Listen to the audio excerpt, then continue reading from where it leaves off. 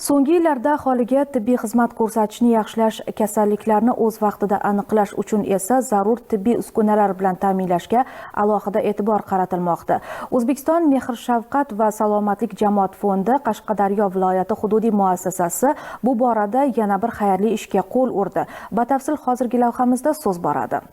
Oliy Majlis huzuridagi jamoat fondi davlat ijtimoiy buyurtmasi mablag' hisobidan 950 million so'm mablag' evaziga kam vaznli tug'ilgan chaqaloqlarni parvarishlashda yordam beradigan jami 10 dona yuqori texnologiyali Ekollar rusumli inkubator Respublika ona va bola salomatligi ilmiy amaliy tibbiyot markazi Qashqadaryo viloyati filiali hamda viloyat ko'p tarmoqli bolalar shifoxonasiga taqdim etildi.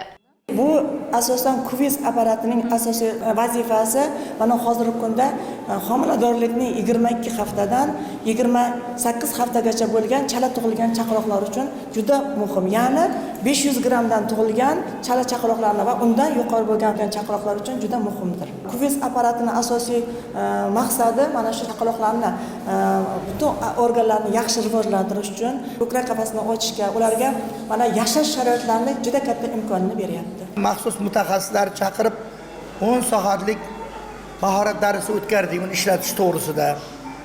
Asosan mana perinatal hamshiralar, vrachlar bo'yicha. Undan keyin Samarqand tibbiyot universitetidan professor chaqirib 30 soatli mahorat darsi tashkil qildik.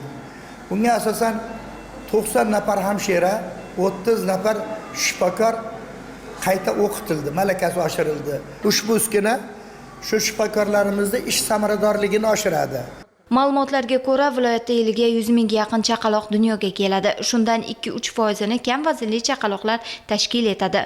Uskunaning afzalligi shundaki, u go'dak uchun zarur bo'lgan haroratni ta'minlab, muddatidan oldin tug'ilgan chaqaloqlarni hayotga qaytarishga yordam beradi.